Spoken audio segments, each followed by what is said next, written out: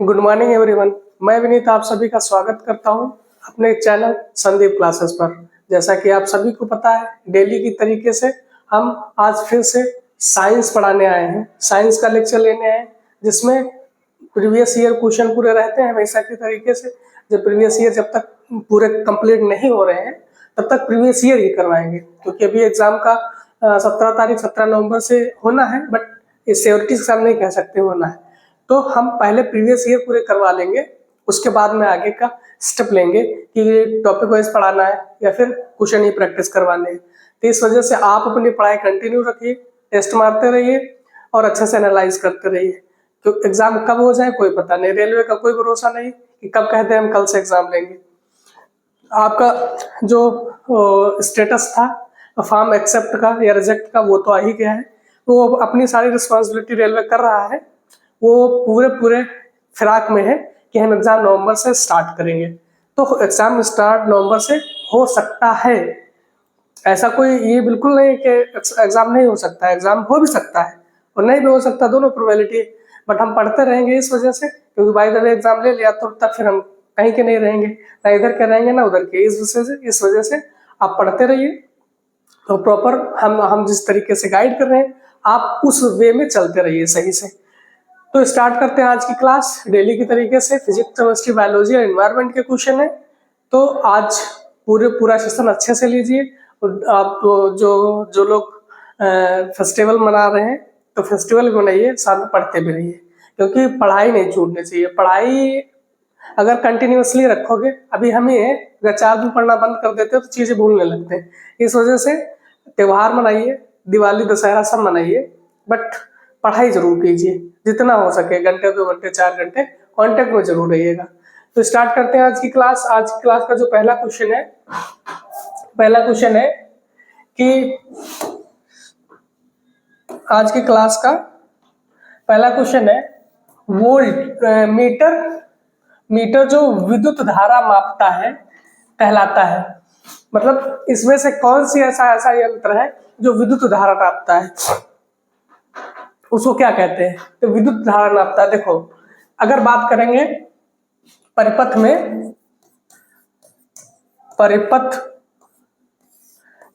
में धारा का पता लगाता है,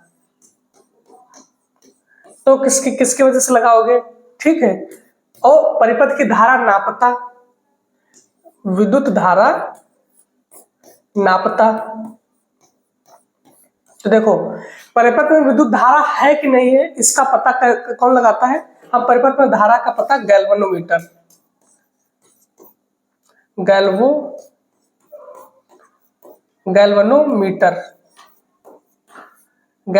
से लगाते हैं। बट धारा नापेगा तो ये कौन नापेगा? आमीटर से। किससे? आमीटर से। ठीक है। अब कभी कभी ये भी पूछ लेता है कि आमीटर को हम परिपथ में कैसे जोड़ेंगे? तो आमीटर को हम परिपथ में कैसे जोड़ेंगे? श्रेणी क्रम में जोड़ेंगे। श्रेणी क्रम मतलब सीरीज में इसको जोड़ेंगे। बट अगर गैल्वेनोमीटर का पूछ ले, गैल्वेनोमीटर को हम परिपथ में कैसे जोड़ेंगे? तो इसको कैसे जोड़ेंगे? इसको जोड़ेंगे पैरेलल। इसको पैरेलल जोड़ेंगे। पैरेलल मतलब समांतर क्रम। इसको जोड़ेंगे समांतर क्रम में। तो दोनों क्वेश्चन को पूछता है आरबी। नंबर 1 क्वेश्चन, परिपथ में धारा का पता गैल्वेनोमीटर से लगाया जाता है। नंबर 2, धारा नापता कौन है? तो आमीटर नापेगा। अब देखो, आपके क्वेश्चन का जो विद्युत धारा मापेगा तो आमीटर मापेगा। आंसर आपका D is correct. But ohm meter, hydrometer और वोल्ट मीटर, एक बार ये भी देख लीजिए। देखो, अगर कहेगा, अगर आर्द्रता नापता, वायुमंडल की आर्द्रता किससे नापेंगे हम? आर्द्रता नापता तो इसके लिए हाइग्रोमीटर, हाइड्रो नहीं हाइग्रो, HYG, हाइग्रोमीटर आर्द्रता के लिए। ठीक है। अगर कहेंगे कि हम लिक्विडिटी नापेंगे, मतलब पानी की अगर तरलता नापेंगे तो तरलता के लिए हम हाइड्रोमीटर, तरलता के लिए क्या, हाइड्रो, इसमें हाइड्रोमीटर, ठीक बात है। तो आर्द्रता, अगर वायुमंडल में आर्द्रता नापना हो तो कौन सा यंत्र से नापेंगे, हाइग्रोमीटर से नापेंगे। अब देखो, अगर ओम मीटर की बात करें तो किसकी यूनिट होगी, अगर ओम की हम बात करें तो प्रतिरोध की यूनिट क्या होगी, प्रतिरोध को अगर इंडिकेशन की बात करें तो आर से इंडिकेट करते हैं, तो इसकी यूनिट की बात करेंगे तो ओम। बट प्रतिरोधकता की बात करेंगे, प्रतिरोधकता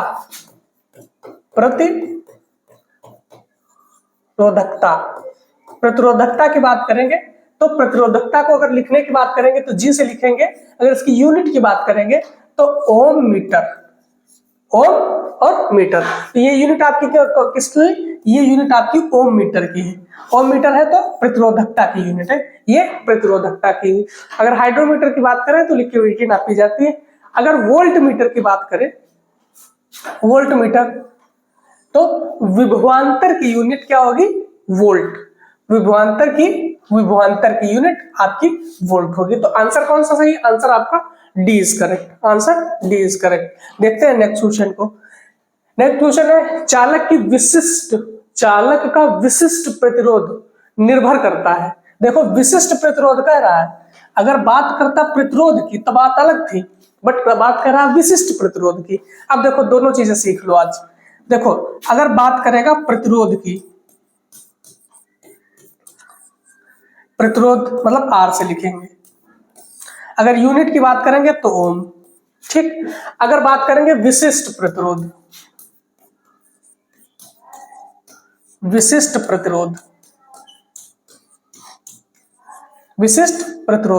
अब देखो आर अगर प्रतिरोध किस पे डिपेंड करेगा, किस पे नहीं करेगा, तो आप एक फार्मूला लिख लीजिए, आर बराबर रो एल अपान ए, जी नहीं, रो एल अपान ए। रो कहाँ, रो है, रो मटेरियल है, कोई मटेरियल की डेंसिटी है, कोई मटेरियल का घनत्व है। अगर एल की बात करें तो एल लंबाई है, ठीक है। अगर ए की बात करें तो अनुप्रस्थ काट का क्षेत्रफल है, अनुप्रस्थ काट का क्षेत्रफल। ए क्या है, अनुप्रस्थ काट का क्षेत्रफल, ठीक है। अगर एल की बात करें तो एल लंबाई है, अगर ये तो मटेरियल की डेंसिटी, मटेरियल की डेंसिटी। तो देखो प्रतिरोध किस पे डिपेंड करेगा, नंबर एक, देखो आर अगर देखो एल पे डिपेंड करेगा, एल को बढ़ाओगे तो आर बढ़ेगा, अगर अनुप्रस्थ काट को घटाओगे तो आर घटेगा। तो किस पे डिपेंड करेगा, एल पे करेगा, रो पे करेगा, एंड अनुप्रस्थ काट के क्षेत्रफल पे करेगा, सब पे करेगा, ठीक बात है। लेकिन अगर विशिष्ट प्रतिरोध की बात करें तो विशिष्ट प्रतिरोध किस पे डिपेंड करेगा, मटेरियल डेंसिटी पे करेगा, नंबर दो टेम्परेचर पे करेगा, नंबर एक टेम्परेचर पे, और नंबर दो डेंसिटी मतलब घनत्व पे, मतलब मटेरियल पे, तो रो डेंसिटी पे करेगा। दो चीजों पे विशिष्ट प्रतिरोध डिपेंड करेगा, या फिर पदार्थ के बनावट या आकृति पे, ठीक है। तो आप ये दो चीजों पे विशिष्ट प्रतिरोध काम करेगा। तो देखो यहाँ पे क्वेश्चन पूछा है विशिष्ट प्रतिरोध किस पर डिपेंड करेगा, किस पर निर्भर करेगा। तो विशिष्ट प्रतिरोध देखो प्रतिरोध चालक के प्रतिरोध पर निर्भर करेगा नहीं, केवल दो ही चीजों पे याद रखना, उसके चालक की बनावट या आकृति पर निर्भर करेगा, बनावट या आकृति। नंबर दो टेम्परेचर, तापमान और आकृति पर खाली निर्भर करता है विशिष्ट प्रतिरोध, बाकी किसी पर निर्भर नहीं करता है। खाली दो चीजें याद रखनी है, टेम्परेचर और आकृति पर डिपेंड करता है विशिष्ट प्रतिरोध। तो देखो अनुप्रस्थ काट के क्षेत्रफल पे तो विशिष्ट प्रतिरोध तो डिपेंड नहीं करेगा, प्रतिरोध डिपेंड करेगा बट विशिष्ट प्रतिरोध नहीं डिपेंड करेगा, और लंबाई पे भी नहीं डिपेंड करेगा। तो किस पे करेगा, आपका चालक का बनावट या पदार्थ पे विशिष्ट प्रतिरोध निर्भर करेगा। तो आंसर कौन सा हो जाएगा? आंसर आपका ए इज करेक्ट। क्वेश्चन यहाँ से भी पूछा जाएगा, क्वेश्चन यहाँ से भी पूछा जाएगा, यहाँ से बहुत सारे क्वेश्चन बनेंगे। इसका न्यूमेरिकल भी बन जाता है कभी कभी। आपको एल की वैल्यू देगा, ए की देगा, कुछ घटाएगा बढ़ाएगा ऐसे भी पूछ लेगा, रेशियो पूछ लेगा किसी न किसी को, एक को कांस्टेंट रखेगा बाकी घटा बढ़ा देगा, उसका रेशियो पूछ लेगा। एवं आपको आरआरबी का कोई भी सेट उठा के देखिए, यहाँ से क्वेश्चन बना ही बना है। ये 2 क्वेश्चन मैंने अभी करवाया, ये और पहला, इसमें से एक क्वेश्चन इसके इर्द गिर्द घूमता है, इसके इर्द गिर्द घूमेगा ही घूमेगा। नेक्स्ट क्वेश्चन देखो, नेक्स्ट क्वेश्चन है गली की पीली लाइट में किसका प्रयोग किया जाता है? अब देखो गली की पीली लाइट में किसका प्रयोग किया जाता है? तो देखो गली की, देखो अगर लाइट की बात करें, लाइट में अगर बात करें गुलाबी का, गुलाबी रंग किसके कारण होगा? ठीक है, अगर पीला कलर किसके वजह से होगा? तो अगर पीला कलर की बात करें, तो अगर गुलाबी की बात करें तो नियॉन की वजह से। ठीक है, अक्रिय गैस होती है नियॉन, उसकी वजह से। अगर पीले की बात करें तो सोडियम की वजह से, सोडियम भरा जाता है। अब देखो, अब लाइट की बात चल रही है, तो देखो लाइट में क्या भरा जाएगा? अगर बात करें हम बल्ब में क्या भरा जाएगा? नंबर 1 आर्गन, नाइट्रोजन दोनों भरी जाती है। ठीक है, आर्गन नाइट्रोजन दोनों भरे जाएंगे। बट आप अगर बल्ब छोड़ो, अब बल्ब की रहने दो, तो अगर मान लो जो ट्यूब लाइट होती है, ट्यूबलाइट, अब बल्ब की बात यहाँ पे कर ली, ट्यूबलाइट देखो, ट्यूबलाइट में क्या भरा जाएगा? ट्यूबलाइट में मरकरी वेपर और जलवाष्प, मरकरी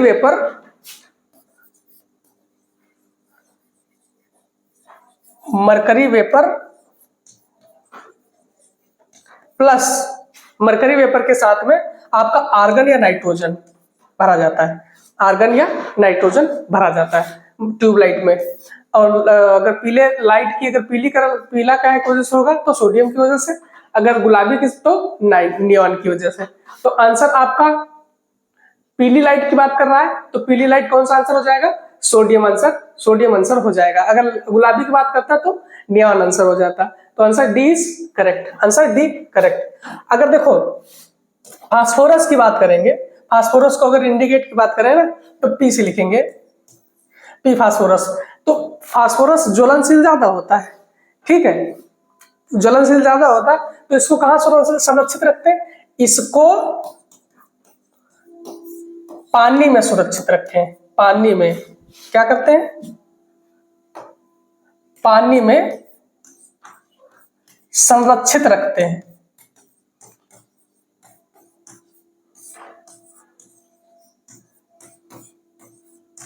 इसको पानी में संरक्षित रखते हैं, क्योंकि अगर बाहर निकालोगे तो बाहर रखोगे ना, तो ये एटमॉस्फेयर में ऐसे रखोगे तो ये इतना ज्यादा ज्वलनशील होता है कि आग पकड़ लेता है। इस वजह से इसको पानी में संरक्षित रखते हैं। बट हाँ, सोडियम से एक और क्वेश्चन बनेगा कि सोडियम को कहाँ संरक्षित रखते हैं? तो सोडियम को अगर संरक्षण की बात करें तो इसको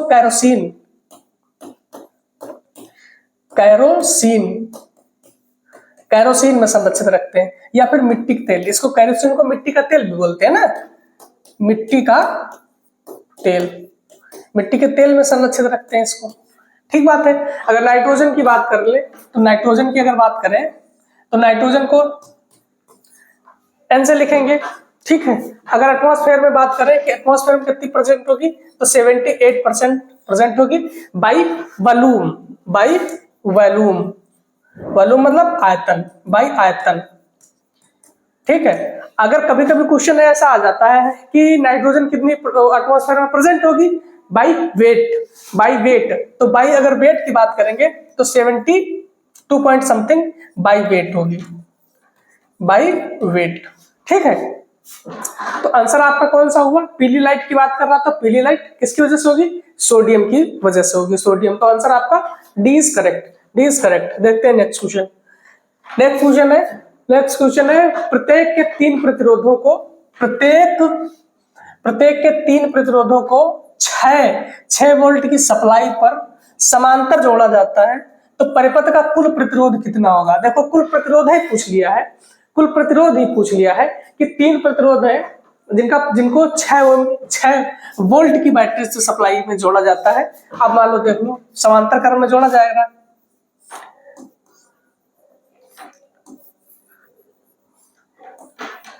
अब कितने वोल्ट की बैटरी है, 6 वोल्ट की बैटरी है।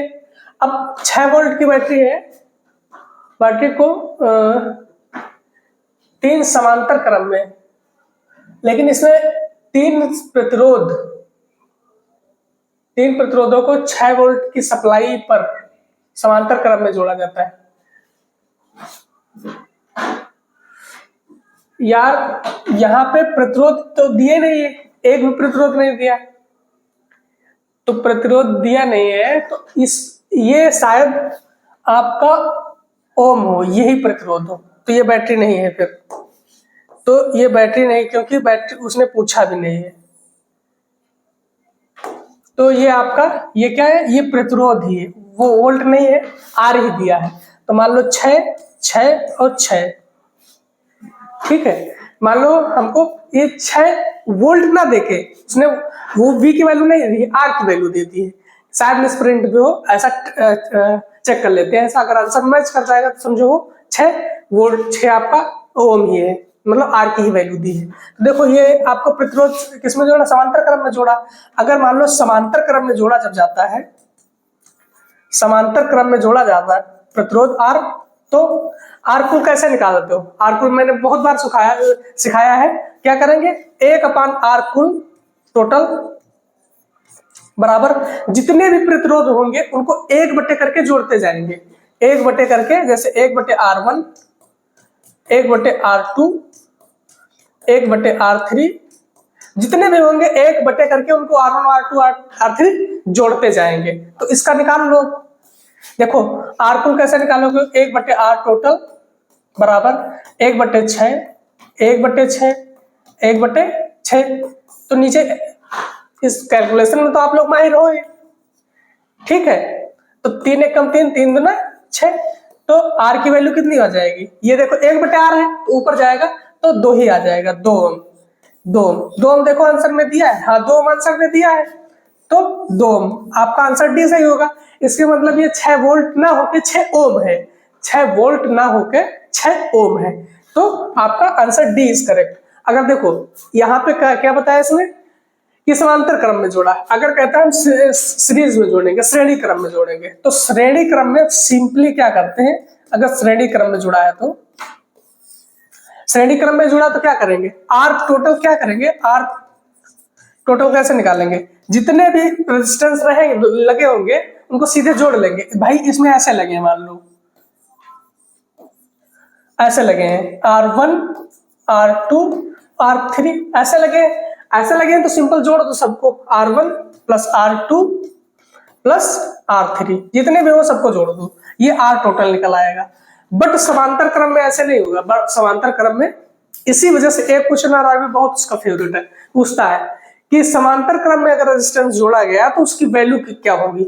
समांतर क्रम में वैल्यू उसकी आर जो प्रतिरोध टोटल आएगा कितना आएगा, तो इसमें वैल्यू जो आर की आएगी कम से कम आएगी, कम से कम मतलब लघुत्तम से लघुत्तम, बट इसमें कितनी आएगी, इसमें महत्तम से महत्तम आएगी। इसका रीजन ये देखो सीधे सीधे जुड़ रहे हैं, ये सीधे सीधे जुड़ रहे हैं, ये 1 होके जुड़ रहे हैं, इस वजह से कम वैल्यू इसकी आती है, बहुत कम आती है, बहुत कम, और इसकी बहुत ज्यादा आती है।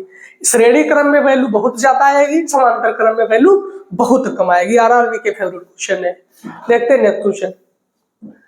नेक्स्ट क्वेश्चन है, प्रकाश सबसे अधिक गति से किसमें यात्रा करता है। बच्चों को क्वेश्चन पता है, अब मैंने इसमें क्वेश्चन कुछ करवा रहे थे तो इस वजह से इसको ले लिया। प्रकाश सबसे अधिक गति किसमें करता है। अब देखो बात करेगा ध्वनि, ध्वनि सबसे अधिक किसमें गति करेगी। प्रकाश सबसे अधिक गति किसमें करेगा, तो ध्वनि किसमें करेगा, सॉलिड में सबसे अधिक। फिर उससे कम किसमें करेगा, सबसे ज्यादा सॉलिड, फिर द्रव में, फिर गैस में। सबसे ज्यादा किसमें ध्वनि की चाल सबसे ज्यादा किसमें होगी? यहां पे लिख दो चालें, चाल। अब समझ में आएगी। चाल ध्वनि की सबसे ज्यादा किसमें होगी? ठोस में, फिर द्रव में, फिर गैस में। अगर बात करें प्रकाश की, तो प्रकाश की सबसे ज्यादा चाल किसमें होगी? निर्वात में। किसमें? निर्वात या वैक्यूम, वैक्यूम में। ठीक बात है। तो प्रकाश की चाल सबसे ज्यादा कहां होगी? निर्वात में होगी। अब प्रकाश की चाल अगर होगी कितनी?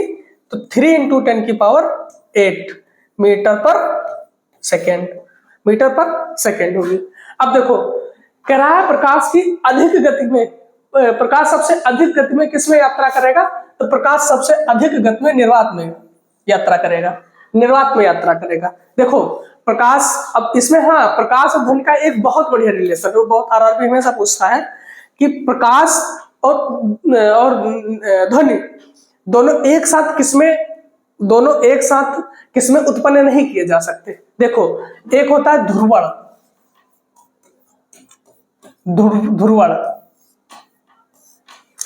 ध्रुवण की घटना केवल आप प्रकाश में कर सकते हो, केवल आप प्रकाश में कर सकते हो।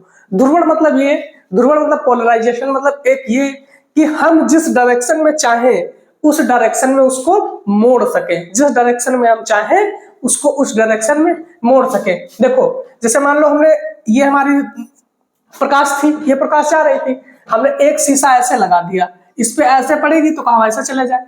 अब मान लो हमको इधर लानी थी रेस, तो यहाँ पे शीशा लगा दिया तो इधर आ गई फिर से। तो हम प्रकाश को एक अपने अनुसार, अपने डायरेक्शन, अपने हिसाब से उसको हम टिल्ट कर सकते हैं, मोड़ सकते हैं। बट ध्वनि को नहीं भैया मोड़ सकते, ध्वनि को ऐसा नहीं मोड़ेंगे। तो ध्रुवण की घटना किसमें पॉसिबल है? आरआरबी का फेवरेट क्वेश्चन है, ध्रुवण की घटना किस में पॉसिबल? तो ध्रुवण की घटना केवल प्रकाश में पॉसिबल है, प्रकाश में संभव है, प्रकाश में संभव है, प्रकाश में संभव है। ध्वनि में संभव नहीं है, ध्वनि में संभव नहीं है। ध्वनि को कोई हम स्पेशली डायरेक्शन नहीं दे सकते, स्पेशली डायरेक्शन नहीं दे सकते। अब देखो कभी कभी कंफ्यूजन होगा आपको, कौन सा? कि डॉपलर इफेक्ट प्रकाश और ध्वनि क्या दोनों में काम करेगा, या फिर प्रकाश पे केवल काम करेगा, या फिर खाली ध्वनि पे काम करेगा? तो डॉपलर इफेक्ट की बात सुन लो। डॉपलर इफेक्ट, अगर डॉपलर इफेक्ट की बात करें, डॉपलर इफेक्ट की बात करें तो डॉपलर इफेक्ट दोनों पे काम करेगा, ध्वनि पर भी और प्रकाश पर भी। देखो डॉपलर इफेक्ट कुछ आप बिल्कुल छोटे से समझो। मान लो दूर दराज आप एक जिस गांव में शादियां बरातें होती है तो टेंट वेंट लगा, वहां लाइट लगी है, वहां लाइट लगी, आप दूर से देख रहे हो कि वहां पे लाइट जल रही है, बट इस पर बिल्कुल क्लियरिटी नहीं आ रही ना। आप जितना पास आते जाओगे, आप जितना उसके लाइट के करीब जाते जाओगे, क्लियरिटी होती जाएगी कि नहीं होती जाएगी? क्लियरिटी होती जाएगी और बिल्कुल विजुअलिटी बढ़ती चली जाएगी, विजुअलिटी बढ़ती चली जाएगी। ये बात रही प्रकाश की। अब ध्वनि की बात देखो, मान लो कोई काफी दूर से आपको आवाजें दे रहा है, कुछ आपसे कहना चाह रहा है, ठीक है, जब काफी दूर से भाई, आप जैसे मान लो कोई आपकी संगिनी है, आपसे दूर से बातें कर रही है, आपको समझ में नहीं आ रहा, बट वो प्रॉपर बोले जा रही है। जब आप पास आते जाओगे तो आवाज की जो है क्लैरिटी समझ में आएगी, क्या क्या बोल रहे हैं, क्या नहीं बोल रहे हैं। तो ये डॉपलर इफेक्ट है कि हम दूरी के हिसाब से उसको हम समझ सकते, नहीं समझ सकते, देख सकते, नहीं देख सकते। जितना पास आते जाएंगे उतना क्लियरिटी बढ़ती जाएगी, और जितना दूर जाएंगे उतना उसको क्लियरिटी उसमें कम होती जाएगी। तो ये डॉपलर इफेक्ट है। डॉपलर इफेक्ट दोनों में काम करेगा, ध्वनि में भी और प्रकाश में भी। तो डॉपलर इफेक्ट किसमें काम करेगा? ध्वनि और प्रकाश दोनों में, ध्वनि और प्रकाश दोनों में। ठीक बात है। डॉपलर इफेक्ट किसमें काम करेगा? ध्वनि और प्रकाश दोनों में काम करेगा।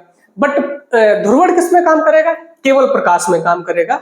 आप ध्वनि में ध्रुवण काम नहीं करेगा। तो इसका आंसर देखो क्या होगा? तो इसका आंसर निर्वात होगा, इसका आंसर निर्वात होगा। तो आंसर आपका ए इज करेक्ट। देखते हैं नेक्स्ट क्वेश्चन। नेक्स्ट क्वेश्चन है किसी पदार्थ का अपवर्तनांक, किसी पदार्थ का अपवर्तनांक हवा में प्रकाश की चाल से किस प्रकार संबंधित है, किस प्रकार संबंधित है। तो देखो, अगर अपवर्तनांक की बात करें, अपवर्तनांक का छोटा सा मतलब ये, अपवर्तनांक मतलब फैलाव, अपवर्तनांक मतलब फैलाव, फैलाव मतलब कितना कोई चीज, कोई कलर या फिर कोई कलर कितना फैलता है, कितना कम फैलता है। अपवर्तनांक मतलब उसकी चौड़ाई से मतलब है, उसके फैलाव से मतलब है। तो देखो, अपवर्तनांक का अगर रिलेशन देखें किसमें होता है, तो हवा में प्रकाश की चाल बटे माध्यम में प्रकाश की चाल, क्या होगा, माध्यम में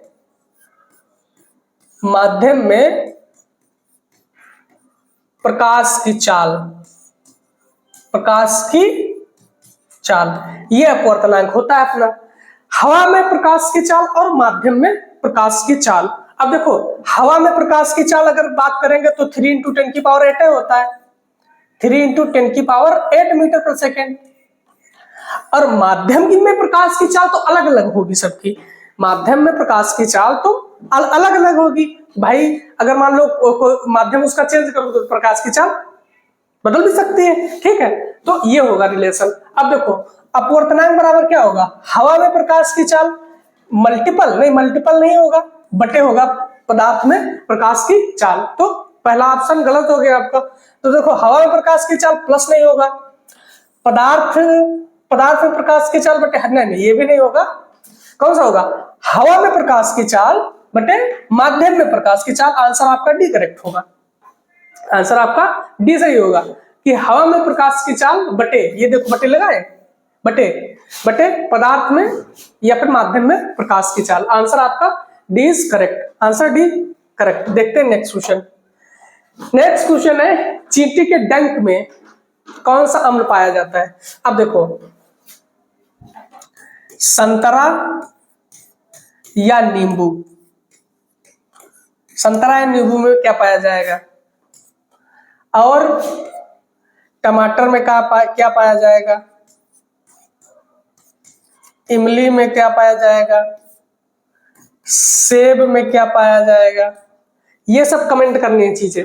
देखो, चींटी के डंक में क्या पाया जाएगा, चींटी के डंक में क्या पाया जाएगा, आपका फॉर्मिक एसिड पाया जाता है। चींटी के डंक में नहीं, खाली चींटी और बिच्छू दोनों के डंक में, चींटी और बिच्छू के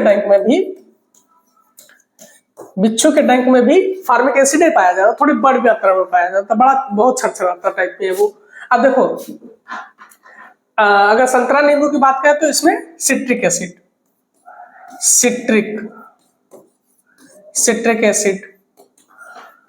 अम्ल पाया जाता है। अगर टमाटर में बात करें तो ऑक्सैलिक एसिड, जो किडनी में स्टोन बनती है, जो किडनी में स्टोन बनेगी तो किसकी बनेगी, ऑक्सैलिक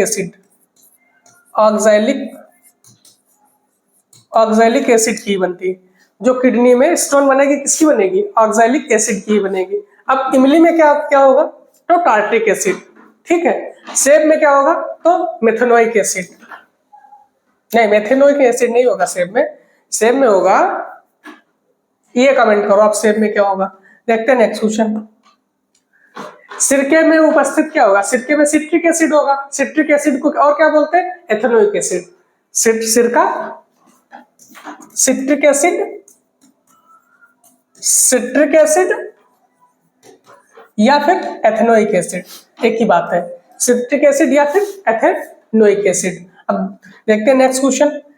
नेक्स्ट क्वेश्चन है धातुकर्म एक प्रक्रिया है, धातुकर्म एक ऐसी प्रक्रिया है जो अयस्कों से धातु निकालने की प्रक्रिया को धातुकर्म कहते हैं। अयस्कों से धातुओं को निकालने की प्रक्रिया को धातुकर्म कहते हैं, इसकी डेफिनेशन है धातुकर्म की।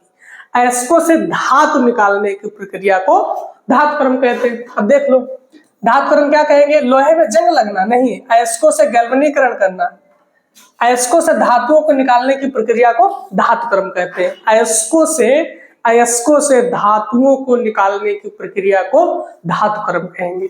अब देखो, लोहे में जंग लगना, लोहे में जंग कैसे लगेगी? जंग के लिए क्या जरूरी है? जंग के लिए क्या जरूरी है? जंग के लिए जरूरी है ऑक्सीजन प्लस जल, या फिर कह सकते हो हवा प्लस पानी। हवा पानी जहां पे होगा लोहे में जंग लगना तय है, लोहे में जंग लगना तय है। तो जंग मतलब इसको भाई, अगर जंग लग रही तो कोई ना कोई प्रोसेस हो रहा होगा, तो इसमें क्या होगा? इसमें होता है ऑक्सीडेशन। ऑक्सीडेशन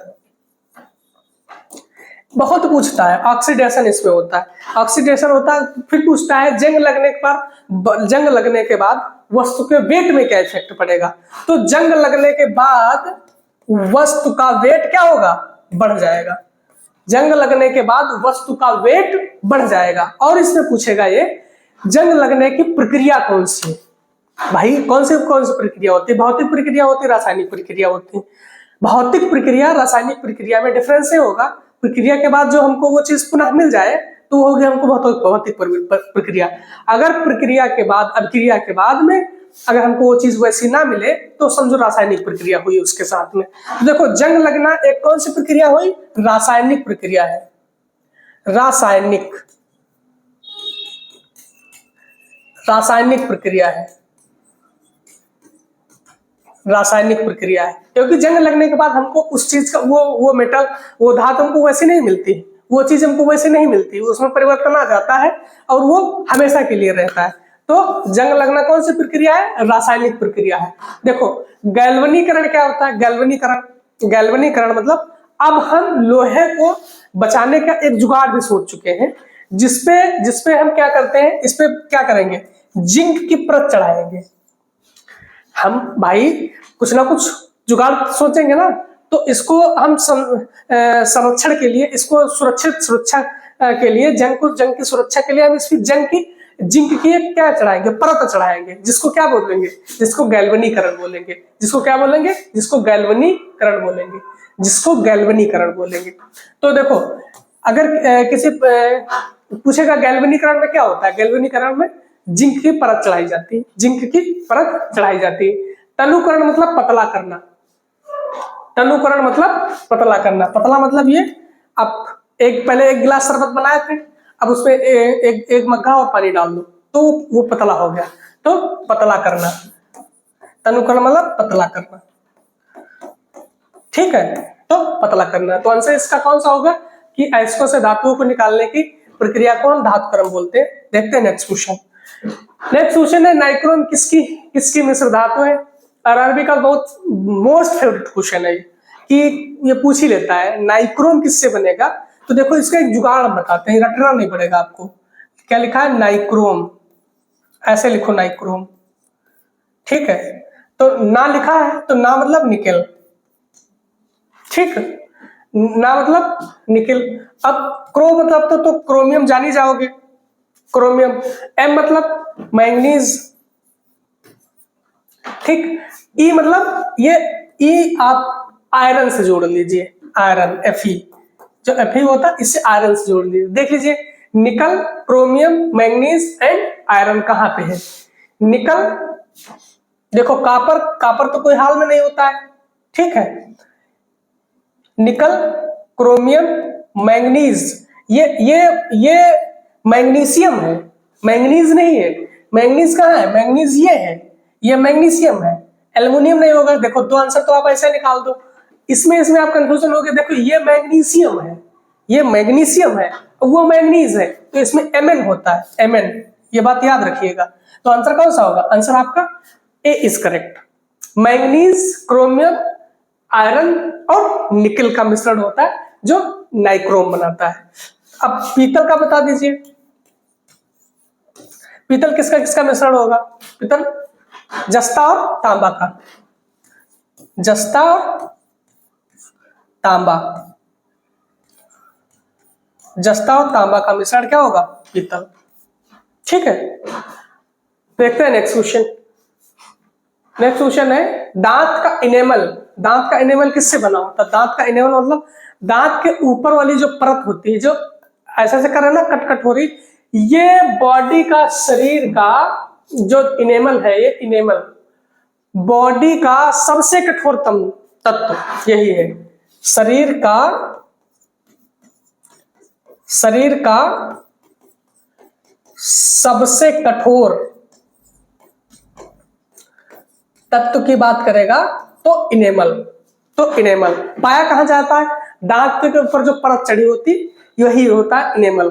अब इसका संचरण भी होता है, मतलब ये खत्म भी होती है। उसमें क्या, उसमें फ्लोराइड की मात्रा, एक फ्लोराइड होता है जो पानी में पाया जाता है।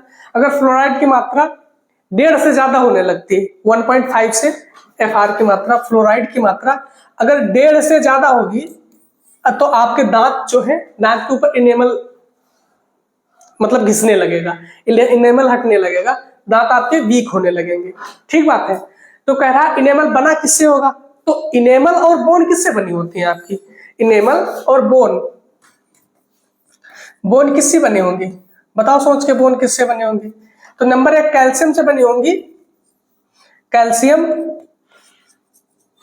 नंबर 2 फास्फोरस, कैल्शियम और फास्फोरस से बनी होंगी। तो देखो कैल्शियम क्लोराइड का कोई मतलब नहीं है, क्लोराइड में भाई कैल्शियम से बन रही है, क्लोराइड होती है भला? देखो अब कैल्शियम सल्फेट से नहीं होगा। कैसे? कैल्शियम और फास्फोरस, कैल्शियम कार्बोनेट, ये क्या है? ये संगमरमर है, CaCO3।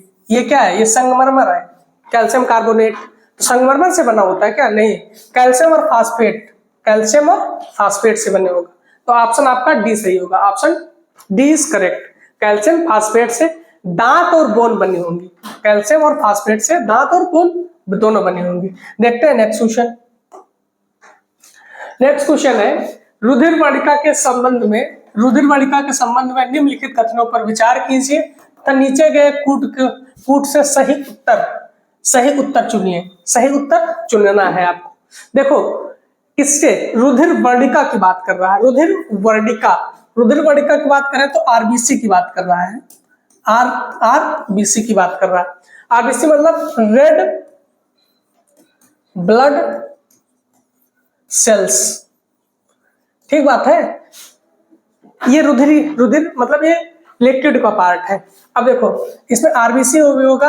अब आरबीसी की बातें कर लो। आरबीसी तो देखो इसमें न्यूक्लियस पाया जाएगा? नहीं होगा। न्यूक्लियस प्रेजेंट होगा? नहीं, न्यूक्लियस प्रेजेंट नहीं होगा। जीवन काल की बात करें तो 120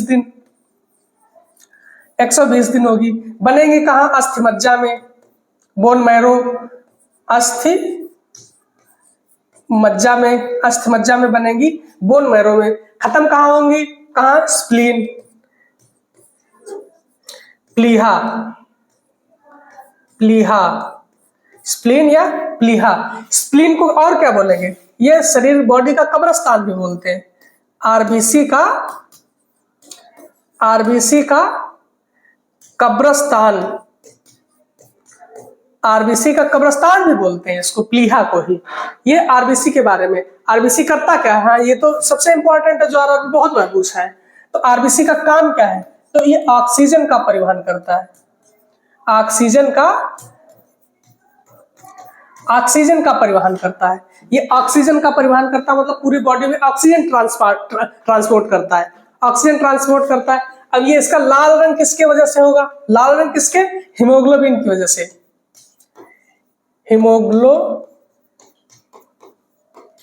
हीमोग्लोबिन की वजह से इसका लाल रंग किसकी वजह से होगा? हीमोग्लोबिन की वजह से। हीमो क्या है? आयरन है। हीमो है आयरन। ग्लोबिन क्या है? यह है प्रोटीन है। तो हीमो मतलब आयरन, ग्लोबिन मतलब प्रोटीन। अब क्वेश्चन पढ़ो। क्वेश्चन पढ़ने में अब तो कोई दिक्कत नहीं, इसमें लौ होता है, बिल्कुल बात है, अभी बताया। इसमें हीमोग्लोबिन होता है तो हीमो मतलब आयरन होता है। यह रक्त को लाल रंग प्रदान करता है, बिल्कुल सही बात है, अभी बताया। ये लाल रंग प्रोवाइड करता है। यह कुछ रोगों से प्रतिरक्षा प्रदान करता है, नहीं गलत बात। प्रतिरक्षा रोगों से कौन प्रोवाइड करेगा? इसके बारे में भी देख लो। जो WBC होता है, WBC मतलब व्हाइट ब्लड सेल, व्हाइट सफेद रक्त कणिकाएं, white blood cells, white blood cells होंगे। इसको क्या बोलते हैं? ये रोगों से लड़ता है, रोगों से लड़ने की क्षमता प्रोवाइड करता है, रोगों से लड़ने की क्षमता प्रोवाइड करवाता है। इसको बॉडी का पुलिसमैन भी बोलते हैं, इसको बॉडी का क्या बोलेंगे?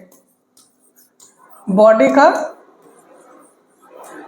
पुलिसमैन भी बोलते हैं, ठीक है। तो इस वजह से तीसरा नहीं सही होगा। यह रक्त का ऑक्सीजन का वहन करता है, ऑक्सीजन का वाहक है, बिल्कुल सही बात है। अभी बताया कि आरबीसी क्या करेगा? अपना ऑक्सीजन का परिवहन करेगा। तो कौन सा? तीसरा नहीं होगा। तो तीसरा किसमें नहीं है? तीसरा इसमें है, काटो, तीसरा इसमें है और तीसरा इसमें भी होगा। तो आंसर आपका सी आपका करेक्ट होगा, पहला, दूसरा और चौथा, पहला और दूसरा और चौथा। देखते हैं नेक्स्ट क्वेश्चन। नेक्स्ट क्वेश्चन है, श्लेष्मा झिल्ली की सूजन को क्या कहा जाता है? श्लेष्मा झिल्ली की सूजन को ब्रोंकाइटिस कहा जाता है। क्या कहा जाएगा? ब्रोंकाइटिस। श्लेष्मा झिल्ली की सूजन को ब्रोंकाइटिस कहा जाएगा। अब देखो, हेपेटाइटिस की बात करें तो ये किसकी बीमारी है? हेपेटाइटिस लीवर की डिसीज है। किसकी डिसीज है? लीवर की डिसीज है। हेपेटाइटिस लीवर की डिसीज है। आइराइटिस की बात करें तो आंख की बीमारी है, आंख की बीमारी है। अगर गैस्ट्राइटिस की बात करें तो ये पेट संबंधी बीमारी है, पेट संबंधी, पेट में भी गैस संबंधी, पेट में भी गैस संबंधी बीमारी। तो आंसर ब्रोंकाइटिस आपका श्लेष्मा झिल्ली में सूजन की वजह से होता है। देखते हैं नेक्स्ट क्वेश्चन। मानव श्वसन में एक क्या छोड़ा जाता है? मानव श्वसन में क्या छोड़ा जाता है? मानव श्वसन में जब हम लोग सांस लेते हैं तो क्या छोड़ते हैं? इसके पीछे आप एक चीज बहुत अच्छे समझ लो ना। अब देखो, मानव, पहले तो देखो, मानव जैसे हमने सांस अंदर को ली तो क्या क्या लिया है? तो देखो, लिया क्या क्या है, लिया क्या क्या है और निकाला क्या है? श्वास। देखो, लेंगे क्या? नाइट्रोजन कितनी लेंगे? 78% एटमॉस्फेयर में है, उतनी ही लेंगे। अगर ऑक्सीजन की बात करें तो कितनी लेंगे? ऑक्सीजन 21% एटमॉस्फेयर में है तो उतनी ही लेंगे। अगर कार्बन डाइऑक्साइड की बात करें, CO2 की बात करें तो 0.03% है, उतनी ही लेंगे। ये हमने ली है, तो ली तो हमने जो एटमॉस्फेयर में प्रेजेंट है वही लेंगे। भाई, जो एटमॉस्फेयर में प्रेजेंट है, जो गैसें प्रेजेंट है जितनी मात्रा में, हम उतनी ही तो ले पाएंगे। तो अगर नाइट्रोजन अगर 78% प्रेजेंट है तो उतनी लेंगे। ऑक्सीजन अगर 21% प्रेजेंट है, ऑक्सीजन एटमॉस्फेयर में 21% प्रेजेंट है तो 21% लेंगे। कार्बन डाइऑक्साइड 0.03% प्रेजेंट है, तो प्रेजेंट है तो हम उतनी ही लेंगे। बट निकालेंगे कितनी, बात ये है, निकालेंगे कितनी? तो देखो, नाइट्रोजन हम ज्यों की त्यों निकालते हैं 78%, ठीक बात है। लेकिन ऑक्सीजन कितनी निकालते हैं? ऑक्सीजन निकालेंगे हम 16%।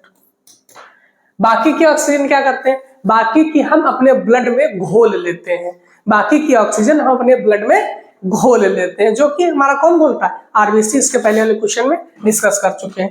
कार्बन डाइऑक्साइड कितनी निकालेंगे? तो 4% निकालेंगे। कार्बन डाइऑक्साइड कितनी निकालेंगे? 4%। देखो, कार्बन डाइऑक्साइड की मात्रा कितनी बढ़ गई, कार्बन डाइऑक्साइड की कितनी मात्रा, जैसे बाहर की ओर निकालेंगे तो कार्बन डाइऑक्साइड कितना निकालेंगे? 4% निकालेंगे, जो कि पेड़ पौधे लेंगे, ठीक बात है। ये डेटा याद रखिएगा, कभी कभी क्वेश्चन इससे स्टेटमेंट और कंक्लूजन में बन जाएगा। तो ये बन जाएगा। कह रहा है श्वसन में क्या छोड़ा जाता है? तो छोड़ेंगे क्या?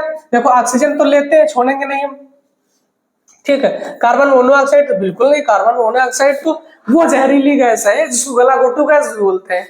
ये वाहन से सबसे जहरीली गैस निकलने वाली है, वाहन से सबसे जहरीली गैस निकलने वाली कार्बन मोनोऑक्साइड ही है। गैसों का मिश्रण तो हम अगर निकालने की बात करेंगे तो कार्बन डाइऑक्साइड निकालते हैं। कौन सा? Carbon dioxide. कभी कभी आप सोच रहे हो गैसों का मिश्रण मारते निकालते हैं तो सारे है ना, लेकिन ये स्पेशली वो क्वेश्चन का मोटिव समझे, क्वेश्चन वो कहना चाह रहे हैं कि हम निकालेंगे कौन सी गैस, तो हम निकालेंगे कार्बन डाइऑक्साइड गैस। देखते हैं नेक्स्ट क्वेश्चन। नेक्स्ट क्वेश्चन, निम्न में से एक कौन कौन सा आहार मानव शरीर में नए ऊतकों की वृद्धि के लिए पोषक तत्व प्रदान करता है? कौन सा आहार मानव की वृद्धि के लिए पोषक तत्व प्रदान करता है? देखो, मानव की वृद्धि किससे होती है? अगर मानव की वृद्धि की बात करेंगे, मानव की वृद्धि किससे होती है? प्रोटीन से। किससे? प्रोटीन से। अब प्रोटीन की बात चलिए, प्रोटीन कभी कभी प्रोटीन किसका बहुलक है? तो अमीनो एसिड का। किसका?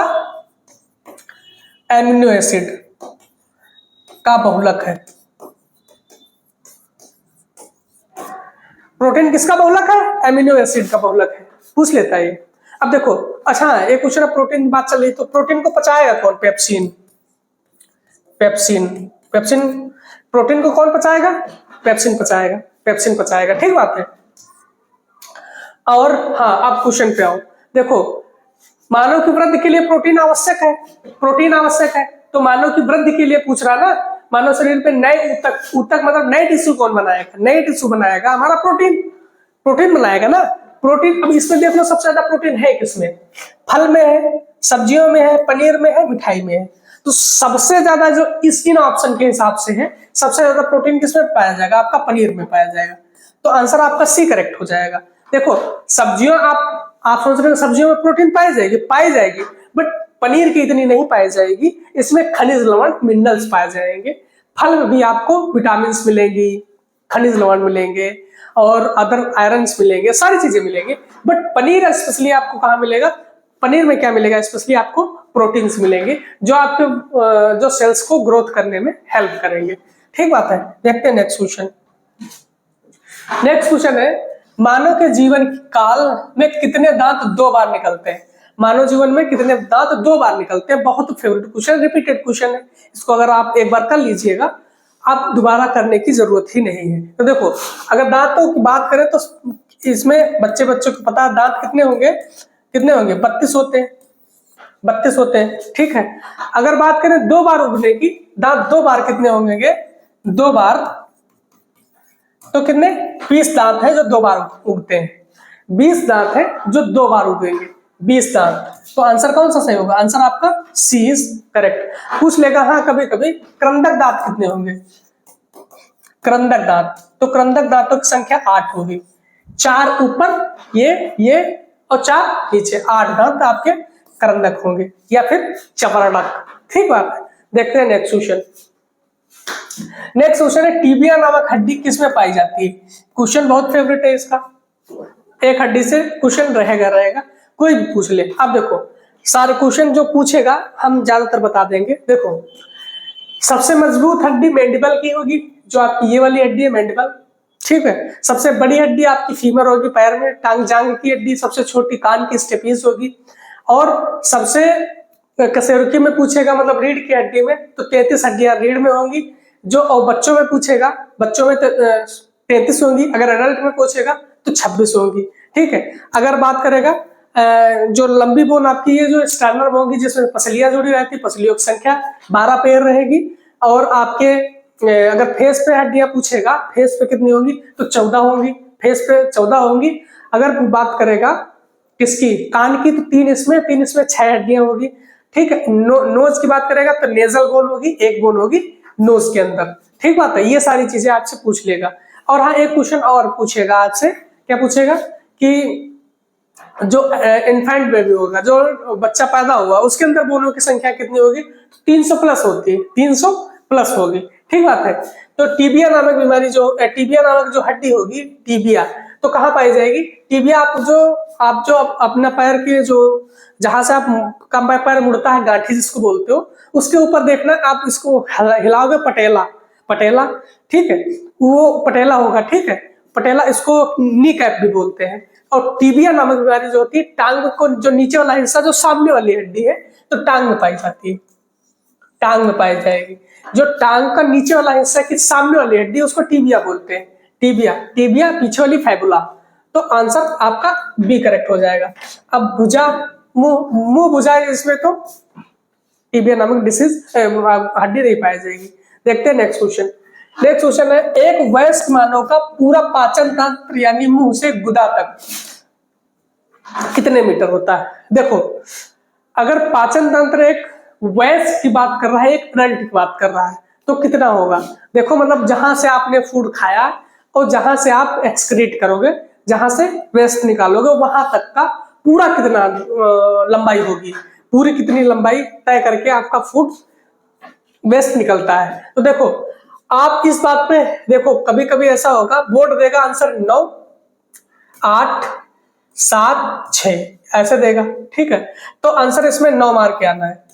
आंसर 9 इज करेक्ट, 9 मीटर, ठीक है। अगर 10 मीटर दिया है तो आंसर 10 मीटर मार्क के आओ, आंसर 10 मीटर मार्क के आओ, 10 मीटर, क्योंकि मैंने 4-5 सेट ऐसा देखे हैं जिसमें उसने 10 मीटर करेक्ट माना है, ऑप्शन उसमें 9 मीटर भी रहा है, ऑप्शन में 9 मीटर भी रहा है, लेकिन उसने आंसर 10 मीटर माना है, ठीक है। अगर 9 मीटर इसमें रहता है, 10 मीटर रहता है नहीं तो कंफर्म है आपका 9 मीटर रहेगा, अदरवाइज 10 मीटर मान के आओ। देखते हैं next question. Next question, urea किसके द्वारा रक्त में पृथक्करण किया जाता है? यूरिया किसके द्वारा रक्त में पृथक्करण किया मतलब अलग किया जाता है? तो बात कर ले यूरिया की बात करें, एकमात्र ऐसा रसायन है जो लैब में बनाया गया था, एकमात्र ऐसा रसायन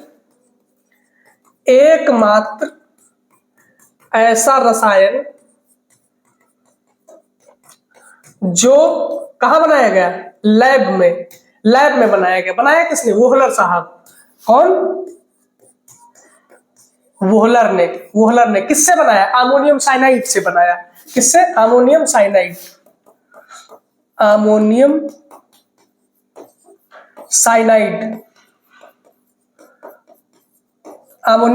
से बनाया, ठीक बात है। तो ये यूरिया की बात। अब देखो यूरिया, अब तो आपकी बॉडी में यूरिया कहां बनेगी? आपकी बॉडी में यूरिया बनेगा लीवर में। आपकी बॉडी में यूरिया कौन बनाएगा? बॉडी में जो रहेगा बनाएगा, तो वो कौन बनाएगा? तो बॉडी में कौन बनाएगा? तो बॉडी में आपका बनाएगा लीवर। बॉडी में आपका लीवर बनाएगा, लेकिन वो कह रहा है पृथक करने की बात है, छानने की बात है। तो जो आपका लीवर यूरिया बनाएगा उसको छानेगी किडनी। उसको कौन छानेगा? गुर्दा छानेगा, किडनी उसको छानेगा, किडनी छानेगी। आप कभी कभी देखो, जब यूरिन पास करने जाते हो, यूरिन से क्वेश्चन एक और आएगा कि यूरिन का पीला कलर किस वजह से होता है? तो यूरोग्लोबिन के कारण, यूरोक्रोम के कारण। हाँ, पेशाब का पीला रंग किस कारण होगा? यूरोक्रोम के कारण। यूरोक्रोम के कारण पेशाब का पीला रंग होगा, ठीक बात है। तो आंसर इसमें कौन सा हुआ? गुर्दा जो होता है, जो किडनी होती है आपकी, हम लोगों की, वो क्या करते हैं? अमोनिया को छानती है, यूरिया को अलग करते हैं, यूरिया को छानते हैं। देखते हैं नेक्स्ट क्वेश्चन। है, निम्नलिखित में से एक कौन सा मानव गुर्दे का सामान्य कार्य नहीं है? तो मानव गुर्दे का सामान्य कार्य नहीं ये पूछ रहा है। देखो, रक्त में से जल की मात्रा को नियंत्रण करता है, बिल्कुल करता है। रक्त में शर्करा की मात्रा नहीं, शर्करा की मात्रा हमारा किडनी नहीं करता, शर्करा की मात्रा पेनक्रियास करती है, जहां से बीटा सेल्स को कंट्रोल करते हैं। अगर कंट्रोल नहीं करते तो उनको मधुमेह या डायबिटीज रोग हो जाता है, तो आंसर आपका बी इज करेक्ट होगा। अब देख लिए आगे, यूरिया को छानकर बाहर निकालती है, बिल्कुल बात सही है, यूरिया को छानकर बाहर निकालती है हमारी किडनी। कई हार्मोन भी स्रावित करती है, बिल्कुल सही है। किडनी के ऊपर एक हार्मोन ग्लैंड पाई जाती है जिसको एड्रिनल ग्लैंड बोलते हैं, एड्रिनल ग्लैंड। तो उसके ऊपर हार्मोन जो करता क्या है? हाँ, एड्रिनल, इसके बारे में लिख लो, एड्रिनल ग्लैंड। इसका काम क्या होगा? ये नमक की मात्रा को कंट्रोल करता है, नमक की मात्रा को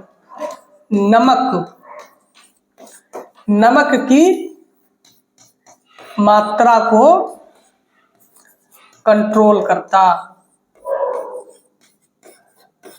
ठीक बात है, नमक की मात्रा को कंट्रोल करता है। कौन? Adrenal gland. कहाँ पाई जाएगी? किडनी की वजह से ऊपर पाई जाती, तो हार्मोन भी स्राव करता है। ठीक बात है। तो आंसर इसमें कौन सा हो जाएगा? आंसर होगा रक्त का स्राव। रक्त में शर्करा की मात्रा को नियंत्रण नहीं किडनी करती है। नहीं पूछ रहा है, नहीं पूछ रहा है, तो आंसर कौन सा होगा? Answer B is correct, B is correct. तो कैसा लगा आज का सेशन आपको? कमेंट में जरूर बताइएगा। इस क्लास को ज्यादा से ज्यादा अपने दोस्तों में शेयर करिए और चैनल को भी सब्सक्राइब करके रखिएगा। सपोर्ट ऐसे ही करते रहिए। हम आपको एक सही डायरेक्शन में, सही कंटेंट के साथ में अच्छी रास्ता दिखाएंगे। तो चैनल को जरूर सब्सक्राइब करिएगा और दोस्तों में शेयर करते रहिए। Thank you.